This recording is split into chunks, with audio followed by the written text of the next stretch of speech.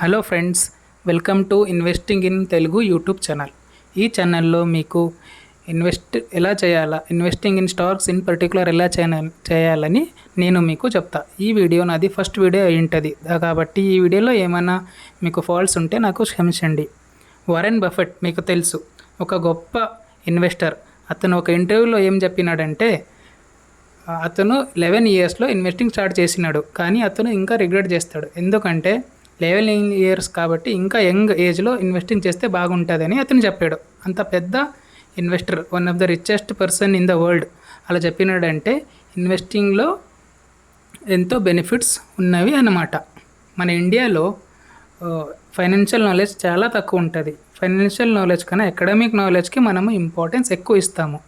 మనకి financial knowledge ఎప్పుడు వస్తుంది అంటే మనం పెద్దలు అయిన తర్వాత వస్తుంది. అప్పుడు వస్తే మనకు చాలా ఏజ్ మిస్ అవుతుంది. సో ఈ వీడియోలో నేను మీకు importance of investing in stock గురించి చెప్తున్నా.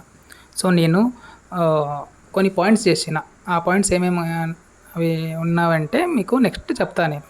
సో ఫస్ట్ వన్ ఏమంటే, stock investing helps to nullify the effect of inflation అని మీరు వింటారు, న్యూస్ పేపర్లో చెప్తారు, న్యూస్ ఛానల్లో వస్తాయి. ఇన్ఫ్లేషన్ 10% ఉంది, అయ్యింది 6% అయ్యిందని. నేను మీకు చెప్తా ఇన్ఫ్లేషన్ అని ఏమంటే, 6% ఇన్ఫ్లేషన్ అని అనుకోండి.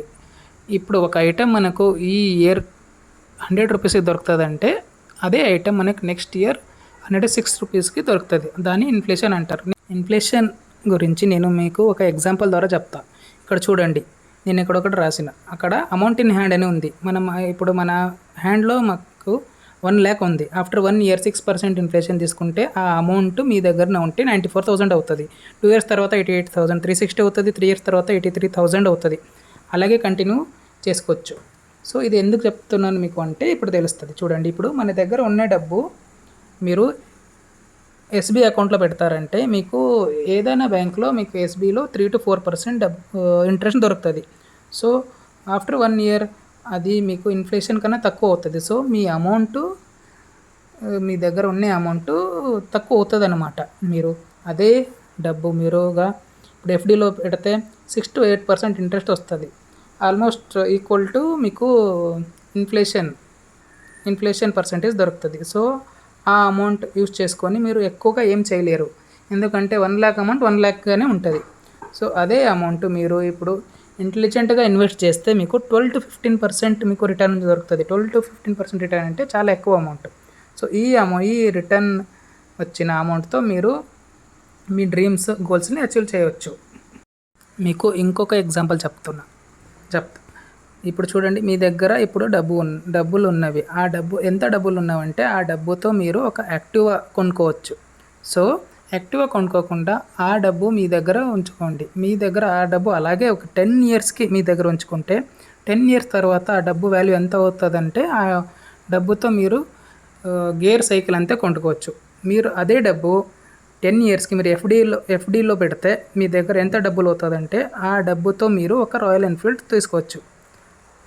కానీ అదే డబ్బు మీరు ఇన్వెస్ట్మెంట్ చేస్తే ఒక 10 years తర్వాత ఆ అమౌంట్ పెద్ద అమౌంట్ అవుతుంది. ఆ అమౌంట్ యూజ్ చేసుకొని మీరు ఒక ఫార్చునర్ అని, ఒక బొలెరో అని పెద్ద బండి తీసుకోవచ్చు. సో దీన్ని బట్టి మనకేం తెలుస్తుంది అంటే మన ఎక్కడ మనం ఇన్వెస్ట్మెంట్ చేస్తామో ఆ ఇన్వెస్ట్మెంట్ పైన మాకు రిటర్న్ ఇన్ఫ్లేషన్ కన్నా ఎక్కువ రావాలి. అప్పుడే మన మనీ గ్రో అవుతుంది, లేకపోతే గ్రో అవ్వదు. ఎస్బీలో పెడతాం, మనం ఎఫ్డీలో పెడతామంటే అది మీకు రిచ్ చేయదు. సెకండ్ పాయింట్, ఇది చాలా important point. India is a developing and growing economy. మీరు చూడొచ్చు, వరల్డ్ వైడ్లో కోవిడ్ టైంలో ఇండియన్ ఎకానమీ తగ్గింది, కానీ చాలా తక్కువ తగ్గింది. ఎందుకంటే ఇండియా ఎకానమీ ఇప్పుడు గ్రోయింగ్ ఎకానమీ ఉంది. మీరు చూడొచ్చు, రీసెంట్గా స్టాక్ మార్కెట్లో ఇండియన్ స్టాక్ మార్కెట్ చాలా ఎక్కువ రిటర్న్ ఇచ్చింది. మీరు దీనికి యుఎస్ స్టాక్ మార్కెట్ కానీ, మీరు China stock market or Japan stock market కూడా కంపేర్ చేయవచ్చు. ఇక్కడ ఇండియన్ ఎకానమీ గ్రోయింగ్ ఉంది కదా, దానికే ఇక్కడ కంపెనీస్ గ్రో అవుతాయి. కంపెనీస్ గ్రో అవుతాయి, మీరు పెట్టిన డబ్బులు ఆ కంపెనీ మీద గ్రో అవుతుంది. సో మీరు ఆటోమేటిక్గా గ్రో అవుతారు, మీ డబ్బులు ఎక్కువ అవుతుంది. Third point, diversify your investment portfolio. Investment అనేది మీరు ఇన్వెస్ట్మెంట్ స్టాక్ మార్కెట్లో అంతే చేస్తారు, అది కాదు. మీరు ఇన్వెస్ట్మెంట్ అన్ని దాంట్లో చేయాలి, డైవర్సిఫై చేయాలా. ఇప్పుడు చూడండి, ఎస్బీలో మీరు ఇన్వెస్ట్ చేయాలా, ఫిక్స్డ్ డిపాజిట్లో ఇన్వెస్ట్ చేయాలా, mutual funds, stocks, NPS, government bonds అంతర్ దాంట్లో చేయాలి. ఎందుకంటే మీకు ఇప్పుడు ఎమర్జెన్సీ ఫండ్స్ కావాల్సి వస్తుంది. అప్పుడు మీరు ఎస్బీ, ఎఫ్డీలో ఉన్న అమౌంట్ మీరు సడన్గా దిగొచ్చు.